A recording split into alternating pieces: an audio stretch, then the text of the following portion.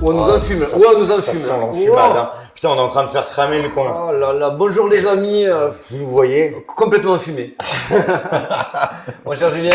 Salut, comment vas-tu, mon Alex? Julien, toujours pour les fondamentaux. Et Alex, côté technique, bon, vous on va enlever tout ce... Mais t'as mis de la weed? Je sais pas. Je suis stone. Ça y est. Bienvenue à tous. Bienvenue. On est très heureux de se retrouver aujourd'hui. Avec vous. Et oui, on va vous faire un gros dossier. Oui, grosse semaine quand même. Ah oui, grosse semaine. Donc, écoutez, tout d'abord, merci de nous rejoindre. C'est toujours un grand plaisir. De vous lire aussi, vos commentaires. Tout à fait. Ceux qui viennent de Twitter, n'hésitez pas à vous abonner. Nous, ça nous aide à être mieux référencés. Vous allez rien rater. Et croyez-nous, on en a sous le coude. En parlant de lourd. Alors, allez. Le menu du soir. Ah oui, t'as pris un très plat dessert. Ah ouais, après plat dessert. On va parler côté Asie, un petit peu. Chine, UK, bien sûr. Qui sont un acteur majeur. On va revenir bien sûr sur notre ami Gensler. Voilà, la SEC partie 2 quoi. Ça va se finir en tome cette histoire. C'est ma Madeleine de Proust. On parlera un petit peu du FOMC, exactement, de tout le calendrier économique qui est assez costaud. Exactement. De XRP vite fait aussi, et on finira par le BTC. Qu'est-ce qui se passe sous la mer? Ouais, on nous en fume. C'est parti. Allez, c'est parti. Alors, oui, c'est vert. Oui, vous allez nous dire, ça a été très rouge. Ça a été très rouge, c'est normal, c'est une réaction en rebond technique. Donc ne nous emballons pas, rien n'est fait, mais on préfère voir en rebond technique plutôt qu'un enfoncement. Et d'ailleurs, en parlant de rebond technique, qui c'est qui s'en sort super bien en ce moment? C'est la Chine. La Chine qui commence à sérieusement accélérer, Bank of China, qui émet pour 28 millions de dollars de titres structurés de numérique sur Ether. Ouais, sur la blockchain Ether, donc eux, ils sont à fond dans les ballons, ils ne s'arrêtent pas à ce que fait Gensler. Et ils ont élargi leur QE, le quantitative tout à fait easing, tout à fait, qui est en fait un relâchement monétaire pour aider l'économie. Et là, ils envisagent de relancer avec un soutien immobilier, des réductions de taux. Donc, c'est vraiment des très bons signaux pour les investisseurs. Donc, c'est de l'argent qu'on va retrouver dans les risques. Et yes, c'est exactement ce qu'on veut. C'est pas tout. C'est pas tout. Alors là, le géant des géants, Andreessen Horowitz. Alors. A16Z. Voilà, on parle pas du voisin qui vous parle de la crypto. C'est un des plus gros fonds basés en Californie, etc., qui souhaite se poser. Voilà. C'est Monsieur FinTech de Californie qui va en UK. C'est la première vraie installation en Europe et surtout en UK. C'est le Premier ministre d'ailleurs. Sunak. Oui. Sunak qui est richissime. C'est vrai que c'est quelqu'un qui pèse lourd. Richissime en crypto aussi. Et en fait, donc il est pro-crypto. Et ça nous arrange parce que normalement, UK s'aligne toujours sur les USA. Tout à fait. Et là, apparemment pas. Donc du coup, ça fait la paire belle à tous ceux qui veulent s'échapper des États-Unis. Et ils sont nombreux en ce moment. On a vu aussi, en plus de... Alors ça, juste avant, le VC, on vous en avait parlé semaine dernière. Oui. Le VC, c'est le Venture Capital. Donc c'est les capital risqueurs. On vous avait dit, eux, c'est clair, tous ceux qui sont dans la FinTech, adossés à la crypto, ils vont se barrer. Bim, c'est ce qu'on vous présente maintenant et qu'on vous a dit semaine dernière. C'est vrai, tout à fait. Et alors là, c'est génial parce qu'il y a Hong Kong qui déroule le tapis rouge. Le tapis rouge. Pour nos amis de chez Coinbase. Ils sont prêts. Champagne, tout ce qu'il faut. Non, là, on voit que vraiment ça accélère et ça va mettre une pression terrible aux États-Unis qui, même les anti-crypto, à un moment donné, ils vont se poser la question. Est-ce qu'il faut pas un petit peu calmer les ardeurs de notre ami? Oui, c'est sûr qu'en plus, ils ont dépensé 800 millions de dollars hongkongais, etc., pour émettre une obligation émise par qui? Goldman Sachs. Alors, improbable, vous voyez, que Goldman Sachs, les méandres dans le monde, on vous dit c'est des Américains. Vous inquiétez pas. Qui était anti-crypto. Ils bougent aussi. Alors, vous avez dû le voir passer. Voilà. Donc, du coup, ils en ont marre, les Américains. Ils en ont marre. Et surtout les institutionnels, et les entreprises qui, eux, veulent vraiment du clair et un cadre. Ça, on vous en parle depuis des semaines. Si vous nous suivez, vous savez de quoi on parle. Il y a eu 4 milliards de transferts, on va dire. En Bitcoin, vous imaginez 4 milliards, c'est quand même pas mal. On revient quasiment en 2017. C'est une fuite des capitaux terrible. Donc même les anti-crypto ne veulent quand même pas voir ce pan d'économie leur échapper. C'est pour ça qu'on a vu notre cher républicain qui, ça y est, c'est officiel, c'est mon nouveau meilleur ami. Avec son nouveau hashtag Fire Gary Gensler. C'est vrai qu'il y va pas de main morte. Et qui, lui, donc, a déposé une loi, une proposition de loi qui s'appelle la SEC Stabilization Act. Et donc, ce projet de loi de Warren Davidson vise à rendre plus impartial surtout les décisions de la SEC et de son président. Tout à fait. Parce qu'aujourd'hui, il faut savoir qu'elle est constituée d'éléments nommés par le gouvernement la plupart du temps. Et en fait, elle a la couleur politique, la SEC, du gouvernement. Voilà, tout à fait. On sait forcément que Biden n'étant pas, humainement pas beaucoup de crypto. Hein. Non, il est anti-crypto à fond. Et donc, en fait, ce n'est que Gensler n'est que le bras armé aujourd'hui. Il est obligé de prendre des positions qui sont même contraires à ce que lui, il avait déjà énoncé, même filmé et donné des cours dans son MIT. Tout à fait. Donc, il est vraiment en contradiction totale. Mais en fait, il est un petit peu le cul entre deux chaises, puisqu'il a son patron, Joe Labidoche, qui lui demande de faire ce qu'il lui demande, et non pas ce qu'il croit. Donc on se retrouve avec quelqu'un qui bégaye. Qui bégaye quand on lui demande commodities or securities, please. It's a simple ask. Bon. Voilà, donc si vous avez vu les vidéos, vous savez de quoi on parle. Et là où, par contre, pour l'instant, on pense que c'est quand même un petit feu de paille, mais ça a au moins l'avantage de mettre la pression sur la SEC et dire, attendez, on est de plus en plus nombreux maintenant à vous regarder et à épier vos gestes. Oui, alors quelles sont les chances que ça arrive, moi, d'après ce que j'ai, mes petites sources, très peu de chances quand même qu'il soit destitué, mais tu as quelque chose à me dire. Ouais, alors bon, déjà il faut comprendre, on va vous faire ça un petit cours de 2 secondes, restez en place, je vous assure, c'est pas chiant. En fait, quand on dépose une loi au Congrès, elle va être proposée et au Sénat, donc c'est 100 personnes. Aujourd'hui, elles sont plutôt de couleur démocrate et elles sont proposées aussi à la Chambre des représentants qui, elle, est plutôt républicaine. Ils sont 435. Donc c'est 535 personnes. Il faut qu'elles soient d'accord sur le projet de loi. Il faut que ce soit voté oui au Sénat, oui à la Chambre des représentants. Et si ça, c'est accepté, Joe Biden peut dire oui ou non encore. Donc, effectivement, on a peu de chances que ça aboutisse. C'est ce qu'on pense. On sait quand même qu'il y a des pros et anti-crypto de toutes parts, bien sûr. Et qu'aujourd'hui, il peut y avoir une pression économique qui va peut-être équilibrer les débats et que ce projet de loi ne tombe pas à l'eau. Mais là où c'est le plus intéressant, c'est qu'en fait, il y a une affaire qui est en train de monter. Je pense que ça, vous le savez pas, c'est un petit scoop. L'affaire Steele, c'est S-T-E-E-L-E. Cette affaire, en fait, c'est un financement occulte du parti d'Hillary Clinton lors de sa présidentielle, quand elle s'est présentée à la présidentielle. Qui était le directeur financier de sa campagne présidentielle? Gary, notre ami Gary Gensler. Et en fait, il est sous le coup, ça devrait pas tarder normalement à être entendu sur cette affaire. Et aujourd'hui, si Biden il veut pas que ça lui éclate à la figure, puisque ça représentait le clan des démocrates, il peut peut-être l'utiliser comme fusil. Comme fusible et le lâcher en cours de route. Et du coup, après, il y aura forcément un pacte, un tract qui sera fait du donnant-donnant.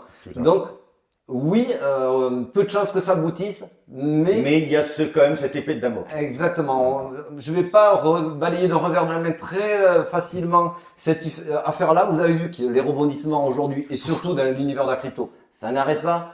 Donc soyez vigilants. C'est vrai, tout à fait. Prenons notre boc de popcorn. Exactement. Mangez les petits popcorn, parce qu'aujourd'hui c'est bien rigolo ce qui se passe. Enfin, parce que. Et puis c'est vrai que pour refaire un dernier petit point sur Warren Davidson, c'est qu'il dit qu'il y a un exode des capitaux, mais monumentaux. En 2023, il y a plus rien. Bien sûr, c'est incroyable. La fintech des US, elle est passée de. On peut pas vous donner 68% de baisse. Voilà, 68% de baisse. Donc vous dites bien que ceux qui ont levé des fonds et qui ont quasiment tout perdu peuvent pas les laisser là-bas. Et non, forcément.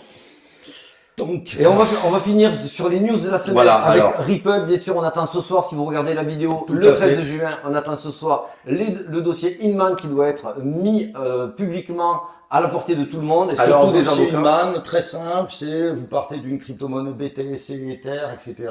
et ils veulent que ça, ce sont des titres financiers et qui, avec du temps, puissent être décentralisés et devenir des commodities. Voilà, en gros, c'est ça. Et voilà pourquoi on appelle ça le dossier Inman, parce que c'est l'ancien dirigeant Inman qui faisait justement la théorie qui vient de vous élaborer, comme quoi c'était structuré et ça donnait les clés pour savoir. C'était quand même déjà bien fait à l'époque. Et aujourd'hui, ce dossier, ça dit l'inverse de ce que dirait notre ami Gary. Bon, du coup, quel impact ça va avoir aujourd'hui sur notre Bitcoin?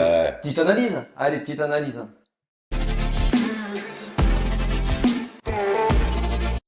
Alors, le FIR, ça c'est pas mal. Le FIR, c'est bien. Voilà, ça commence à être bien. Ouais, si vous voulez pas trop prendre la tête avec les open interest qu'on va vous expliquer dans 2 secondes qui sont très importants. Vous regardez juste le sentiment de peur. Le sentiment. Si le sentiment il est un extrême greed, donc c'est que tout le monde est euphorique, c'est le moment de sortir. S'il est un extrême fear, c'est le moment de rentrer. Tout à fait. Voilà, pour résumer grossièrement. Alors bien sûr à nuancer, mais nous on voulait le voir au moins en fear pour pouvoir commencer à penser qu'on aille casser les résistances, notamment 31 000 qui nous attendent. Et là, on arrive au cœur encore du problème. Voilà, du cœur du problème. On en a parlé il y a quelques temps. Pourquoi pour nous, on vous enfume depuis longtemps?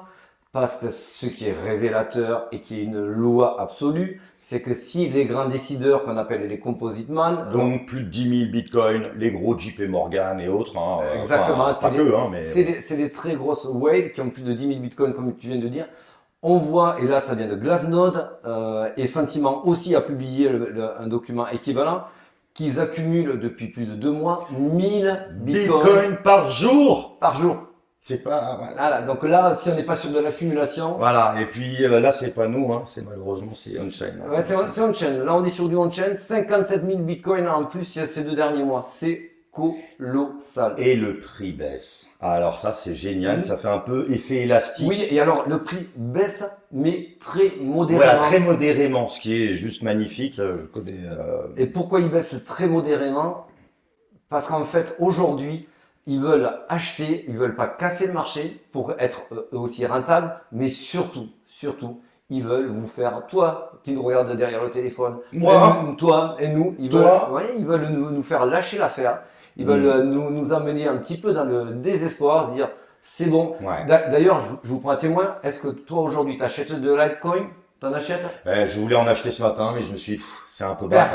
Tout le monde flippe pour acheter des altcoins. Tout le monde flippe. Le bitcoin, il est quand même pas si bas. Donc, en fin de compte, on n'achète pas. Non, il y en a beaucoup même qui vendent des alts pour soit acheter du bitcoin, soit aller en stablecoin. Et ça, c'est absolument eux ce qu'ils veulent. C'est justement décharger le train. Alors voilà, l'open interest, tu racontes un petit peu. Alors, l'open interest est très très simple, pour faire court. C'est une histoire de train. Plus l'open interest chute, plus ça veut dire que le train se décharge et il est vide. C'est ce qu'on veut voir.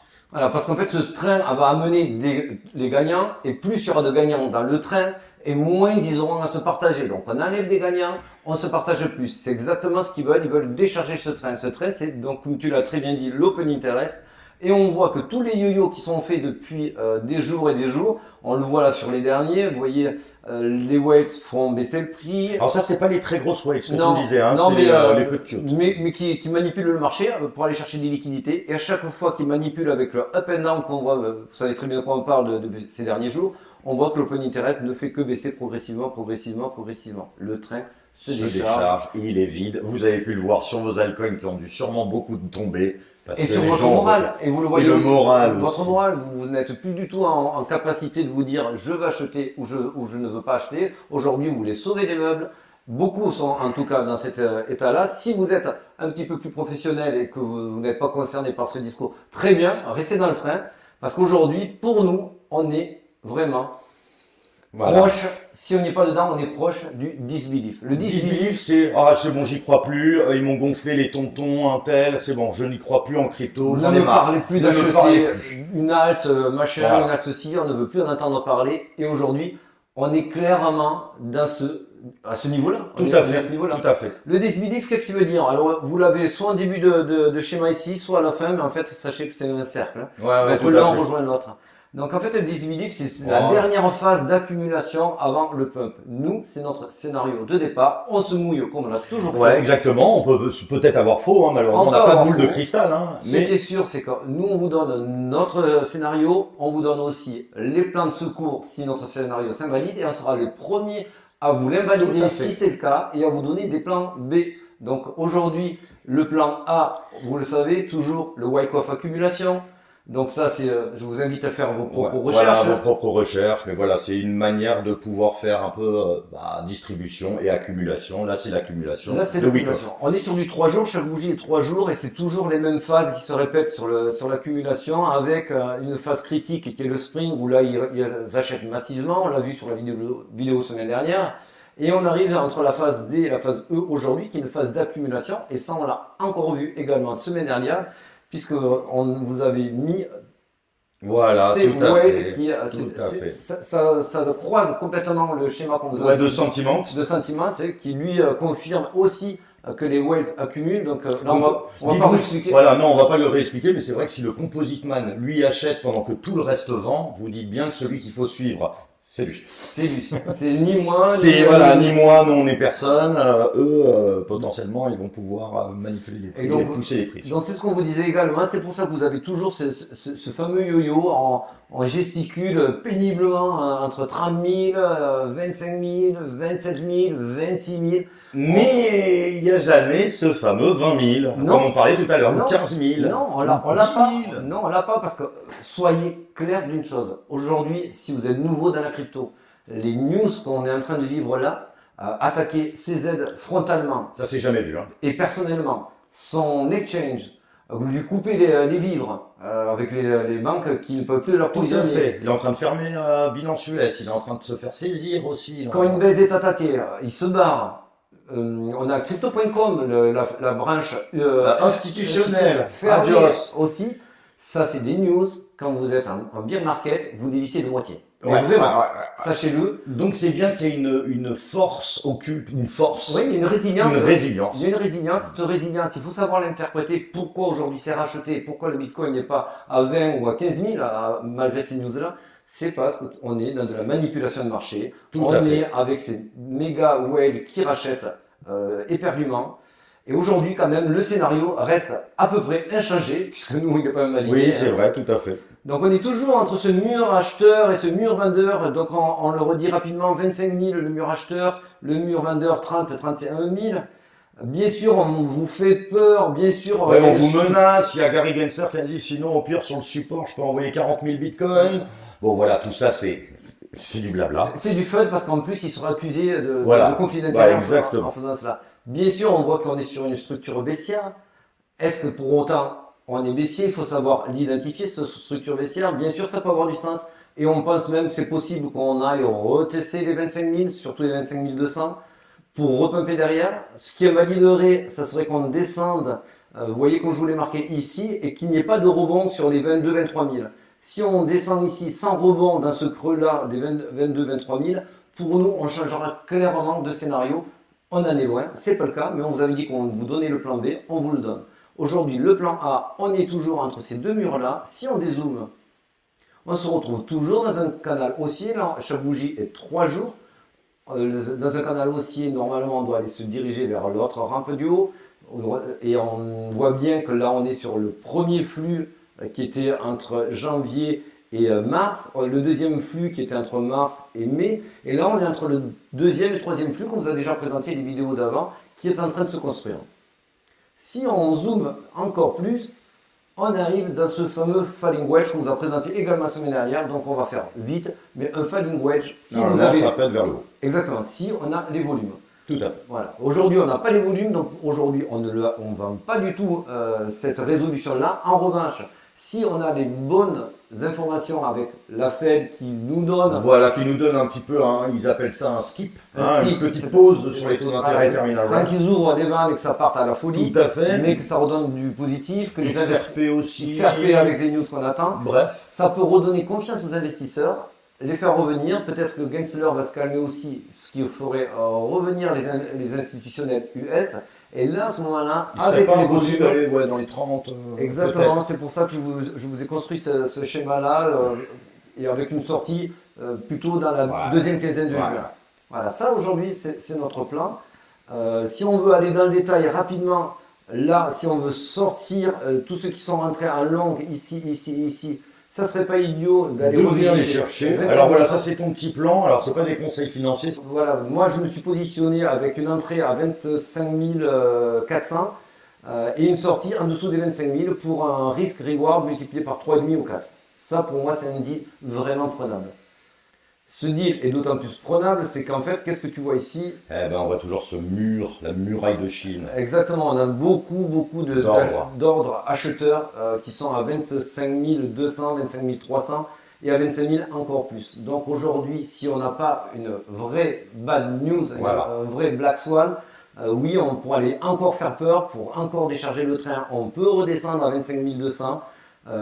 finir de faire paniquer tout le monde, être dans un total disbelief et repumper derrière. Et merci, au revoir. Le pump derrière peut être très violent. Oui, parce que forcément, quand on attend, plus on attend comme ça, plus ça accumule, etc. Sur des longues périodes, plus c'est comme un élastique que vous tirez et quand vous le lâchez, ça va c'est normal. Là, très vite, sur les liquidités, vous le voyez par vous-même. Alors là, on n'est pas sur des faibles liquidités. Hein. On parle de combien là, c'est 80 millions, 40 millions, 50 millions. 72. Il y a énormément de liquidités à aller chercher au nord. Ça ne veut pas dire forcément qu'on va y aller, mais un jour, le marché ira recueillir. On ne laisse jamais le marché tel que. Il y a quand même beaucoup de choses. Aujourd'hui, on a eu le core CPI, similaire, etc. Rien à dire. Plutôt bon. Légèrement bon, on va dire. Demain, c'est la Fed. Taux d'intérêt. Donc, comme on vous a dit, une espèce de skip, un petit peu une pause potentielle. D'ailleurs, le core CME, ils disent, 79%. Parce qu'on va pas toucher au taux. Voilà. C'est plutôt positif. C'est notre avis. C'est pas non plus un catalyseur qui va nous faire exploser. Non. Parce que, et nous, on vous l'a clairement dit. D'ailleurs, la Fed l'avait dit, ils n'augmenteront pas les taux. Et ils ont dit surtout ils ne les baisseraient pas. Donc, pour nous, on est condamnés encore ce mois-ci à rester sur un zéro. Oui, tout à fait. Donc ça c'était vraiment les choses les plus importantes. Exactement. Vous inquiétez pas, il y aura très certainement de la volatilité. On vous avait vendu du sport en juin. C'est vrai que cette semaine, c'est sportif. C'est beau, hein. On espère que ça va aller dans notre sens. Voilà, on espère, on est comme vous. On est comme vous, on a les datas pour vous, on va vous les livrer au fur et à mesure. En tout cas, on vous lâche pas, on reste là. On est là. On vous dit. Merci les amis, merci de nous suivre. À très vite.